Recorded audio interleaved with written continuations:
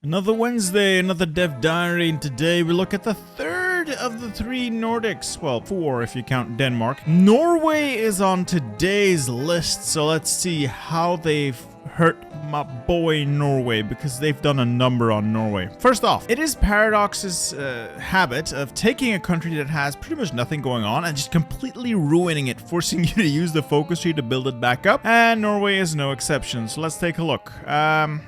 We've got a complacent cabinet. Yeah, that's awful. And that's going to be expensive. Obsolete armed forces to represent the sorry state of the Norwegian army. Yes, that's not good. They make even your forts suck. Yeah. Hard 30, so that... Oh my god, 50%. No, this is... And daily fascism, for some reason.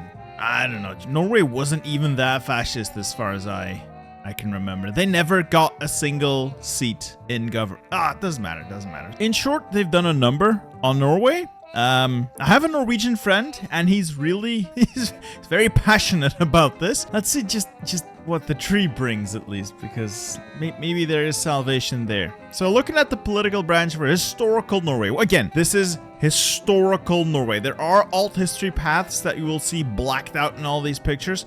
Okay, so you start with the guy, Nygaardsvold, and he is all about making the people happy, fixing the economy, and as you can tell by the focus, broken gun policies, screw weapons, we want toasters. So I am going to go and just flat out say it. Norway's gonna suck, and that's by design. If you're playing historical Norway, it's pretty much not prepared for any kind of war whatsoever. It's all about building up the country for the people without actually worrying about invasion. So this is all about making people happy until it's almost too late, at which point you kind of have to scramble to get anything done. But let's keep going. There's some more stuff here. By the way, The Kings Know, excellent movie, or so I've been told. So yeah, the focuses will be geared towards building up civilian industry and improving the political situation, ignoring military buildup. Yay! And it's all about this new system of building up Norway. And that's where you unlock these decisions. Again, on-map decisions. I don't like these. I want to see how it plays, but I don't like on-map decisions. Spend political power, wait a set amount of time, and you get an improved modifier in a state. Everything starts at level 0, and as you take decisions, this can go up to level 1, 2, and 3, and get bonuses along the way. This is all on a per state level, and as you continue, it gets better and better. Or worse and worse, depending on how you look at it. Because every time you develop a state, the civilian part of that state gets better. The military part of that state gets significantly worse. So you build civs quicker, but your land forts slower. So it's a balancing act, once again. But, of course, it can't all be civilian industry and a civilian buildup. Once war actually happens and Norway realizes that, oh no, we're in trouble, we have other options. What are those options? Well, these are a couple of decisions that you could take, and you can tell that there's a cost here other than political power. That's right, Norway will have to spend convoys. The line of thinking here is that Norway had a very large merchant marine, that is Norway's trading fleet, so to speak, and you will have to be spending that economic power to quickly adapt to the situation, to militarize. In this case, you will be spending those ships, the political power, and you will then convert the bonuses you were getting from the civilian improvements and converting them into a military bonus depending on the level of preparedness or the level of development you had. If you had level 1 development, you get a military bonus in that state, which is decent. It does look decent, like entrenchment speed and maximum entrenchment's great, and recovery rate, all good. If you had level 2, you get a factory. I would have liked to see, like, if you have level 1, you get this bonus. If you have level 2, you get the factory and the bonus, and then at level 3, you would get, again, everything in the previous levels plus 2 Norwegian units. Unfortunately, it seems like you have to pick and choose. So at level 1, you get the modifier. At level 2, you get the free mill, and at level 3, you get 2 militia divisions plus a resistance modifier when it's conquered. The units are nice, but I don't plan to be conquered. At level 2, okay, great, I get a mill, but a military factory that starts producing when the enemy's literally attacking me already isn't gonna do all that much. And level 1, the dynamic modifier is probably good, but with what army? So I am skeptical. I fear, of course, this is the historical path, and historically Norway didn't really do all that stellar, but this feels like they've really gutted Norway. But let's see what else they have. It can't all be negative. And speaking of that negativity, look at that. There's the bone. There's the decision here. The Fascist Division of Norway. Let's see what they have to say about that. Yep, this auto-completes when you're attacked by a fascist country. So historically, Germany is going to trigger this. And it seems to do some things. War support up, stability down. Now that doesn't look too good. But it also gets you an event. An event with 3 options. And for those of you who are not in the know, Quisling is the most hated person in Norwegian history. We got 3 options. 1, you bend over and flip fascists and essentially become a German puppet of sorts. You collaborate. Quisling's coup succeeds, and you become collaborationist Reichsprotektorat Norwegen. You stave off the coup and buy time. We must do everything in our power to delay them. Essentially, you buy time hoping to never have to deal with the coup event. The people of Norway will never forgive you, traitor. Emphatically choose the historical democratic path. What do I mean by that? Again, I have to scroll because this is a little bit difficult and a little bit poorly laid out. So there is the historical fascist path under the fascist invasion of Norway with Quisling's coup. So this is Quisling essentially selling out Norway to the Germans. There's also the historical democratic path, the King's No. These 2 in history happened simultaneously.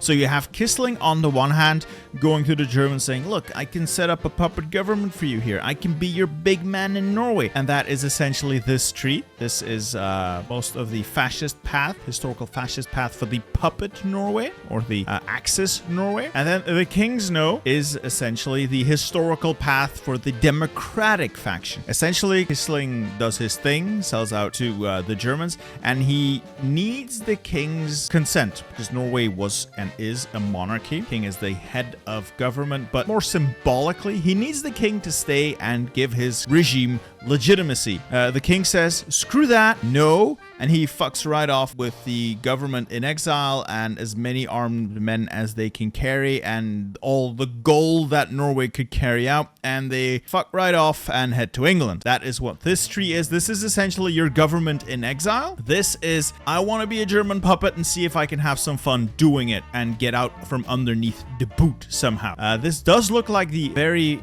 much largest of the 2 trees, so it feels like I'm being forced to side with Quisling here. Well, of course I can always immediately get rid of Quisling, but we'll see. As for the historical fascist path we just highlighted, there are 2 sides to this. We can get rid of Quisling or go with Quisling. You might wonder what's the difference. Well, if you get rid of Quisling, somebody else takes over. I think Verboven or Terboven.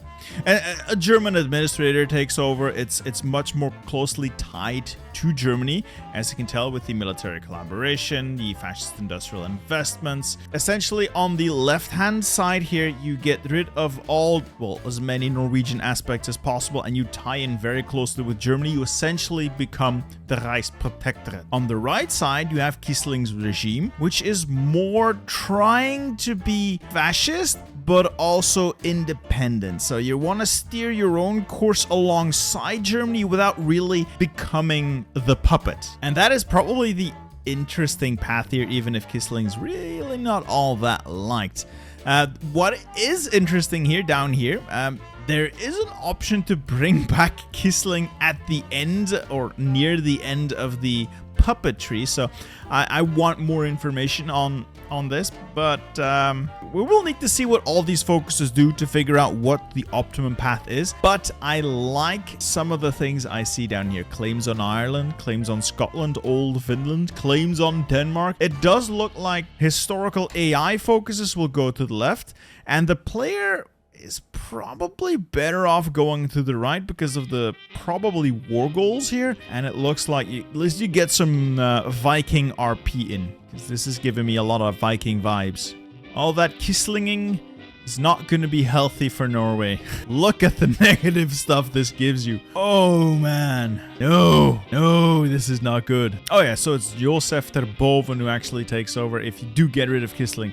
I think it was a Dutchman. Yeah, he was appointed by the Germans to actually lead the Reichskommissariat because they figured, you know, Quisling's really not that valuable. And what's fun is that there is absolutely nothing positive, or almost nothing positive, about Quisling. Initially, you have this man who is full of life and he sees a future ahead, but he does give you negative stability in exchange for a little bit of war support and some fascism support. Then he's having a really bad day. You may be able to tell from that face that's not the face of a happy man, and now his war support's also negative, and resistance is gonna be negative as well. This man's not happy. He's not competent either. But wait, there's more. Further down the line, this wretched shell of a human being gives you horrible stability, horrible war support, plus the negative resistance, and he really doesn't do anything for you. And that picture, that is the face of a man who realizes he's fucked up. So all my Norwegian viewers, I'm guessing this is the man you remember. The man who fucked up. But hey, at least we get to sail around on a Viking ship and get a bunch of claims. Claims on Denmark, claims on Sweden, Ireland, Scotland, all in Finland. Of course, there is not just industry. There is the classic military branch where we can start our rearmament, which I'm assuming is locked behind something. I don't know what. They haven't really lifted that veil. It's not as extensive as I would have liked, unless many of these give you free factories or some sort of bonus. We'll see. The two of these that I find incredibly funny that they included is the Drobak coastal fort. This is actually a very old coastal fort in Norway's, I think, the Oslo Fjord, the stretch of sea leading towards Oslo, guarded by a pretty much an old fort that really wasn't all that valuable anymore, World War I style, with some old cannons, some old artillery, and a couple of really old torpedo hatches. That old and obsolete fort sank one of the most modern German ships at the time, the Blücher. I recommend you look that up. It's so funny. So cool. Also, the fort commander. Really interesting. And the Rikstanken? Whatever. Another really funny story. Norway realizes, you know, tanks are the future, but Norway also realizes we're really poor. So we're gonna buy one light tank from Sweden, but we're gonna order it without the turret, without the gun, and without the armor, and then we're just gonna strap some metal sheet to it, put a big cylinder on top, and one machine gun, and that is our Rikstanken. And they had exactly one of it. It never saw combat. Looking at some of these other things, I'm guessing building an independent Norway is going to be the industry branch. Yeah, it's probably going to be industry, infrastructure. Be interesting. The classic separation of the Air Force tree and then the naval tree. I feel like Norway should have... Oh yeah, Norway definitely has the potential for a large navy. You can go for carriers, you can go for battleships. Yeah, I would like to see a large Norwegian navy. And yeah, this is pretty much the nail in the coffin for Norway militarily. Every one or almost every one of those military focuses is locked out behind having the national spirit, the broken gun. And for those of you who were paying attention while I was doing this, way up top at the start here, sorry for all that scrolling around here, you've got the second or third, or depending on how you do your focuses here, broken gun policy. So right below the continued the Nygaardsvold's government. So pretty much like the second or third focus you do, you're locking yourself out of the military branch, which is just ass. Absolutely ass. Unless there's a way to avoid that, I'm guessing there are ways to avoid that in the non-historical paths. So AI Norway is going to be absolutely useless and a nightmare to try and save. Anyway, that is the majority of this dev diary. Some interesting stuff, but I'm very, very, very not happy with what they're doing to historical Norway. Of course, we haven't seen the non-historical paths, and those could still be incredibly fun. The Rikstanken is going to be so funny though. Look at that. So this is the tank. This is like the light tank Sweden sells or sold to people. This is what Norway bought. So essentially, look at these two. So they took the armor off, they took the turret off, and then they just slapped the cylinder on there with a machine gun and draped it in, I guess, camo cloth? Yeah, they went real budget on this. Anyway, but if you do want to go with that Rikstanken stuff, you can start your Norwegian tank program. I would recommend buying maybe some German tanks instead of the Swedish ones. Funnily enough, you buy exactly one tank, but it's a glorious model to behold. Look at that. Its roundness. Wonderful. Of course, they've also redone some of the states. Let's see, how many states? 11 states. Everything from Oslofjord all the way up to Finnmark. Yeah, that's probably good. I am excited for this one though. They're adding Jan Mayen. There's 10 people living here. It has nothing going on, but it is probably one of the biggest memes in Victoria 3. I think Spiff did a wonderful video about it. So this is just one of the Arctic or near Arctic islands Norway controls. Pretty much just a whaling station. But they added it and you can do stuff with it. Anyway, that is the end of this first look at the historical focus paths for Norway. Let me know what you think about it. Are you also concerned that they have pretty much neutered the historical paths? Or do you think maybe that fascism could be cool or the AI shouldn't survive anyway? Let me know down in the comments, and I hope to see you next Wednesday for another dev diary and next Saturday for another spicy video.